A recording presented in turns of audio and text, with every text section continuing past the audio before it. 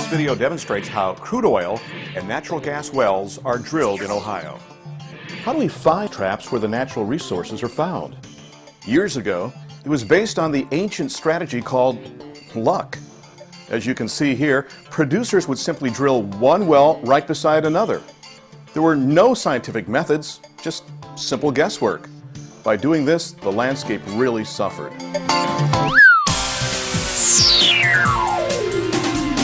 Today, that good luck and guesswork have been replaced with science and technology. The same technology and principles that are used for drilling in Alaska, Texas, and oceans, and in the Middle East are what we use right here in Ohio. Suppose a geoscientist finds a possible trap, meaning that potentially there is either crude oil or natural gas in that location. This presents us with some common questions. First, are there giant pools of crude oil and natural gas under the ground, or do we get it from within certain rock formations? And second, how do we extract that natural resource from the earth and create energy out of it? Once the geologist finds a possible trap that could contain crude oil and natural gas, a drilling rig is brought in. What is a drilling rig and how does it work? The drilling rig is a piece of equipment brought onto the site for 5 to 7 days that drills a hole about the size of a soccer ball and is capable of drilling several thousand feet into the Earth's surface. Once the hole is drilled, a variety of sensitive instruments called logging tools send electronic messages that provide a detailed record of the rock and fluid properties of the geologic formations. In Ohio, a typical rotary drill rig goes about 5,000 feet down. Imagine taking 16 football fields, placing them end to end, and then turning them upright like this. That's about 5,000 feet. The rig's process is very similar to drilling through a piece of wood, only the drill bit is about the size of that soccer ball we mentioned earlier. Here we are standing in an Ohio oil field with many scientists like petroleum engineers.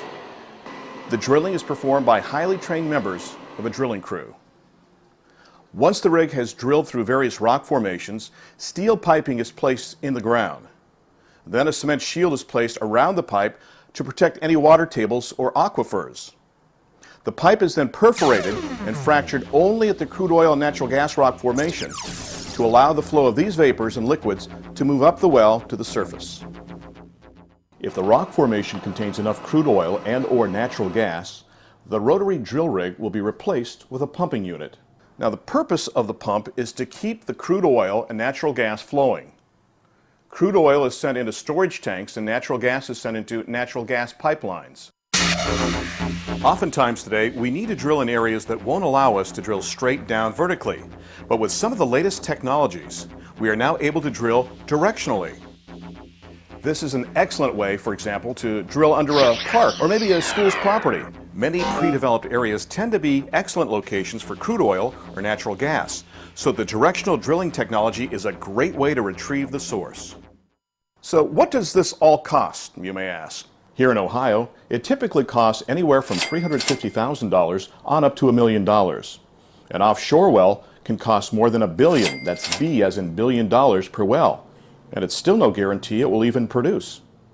Today, there are over 64,000 crude oil and natural gas wells currently producing in 49 of Ohio's 88 counties with more than 273,000 wells drilled.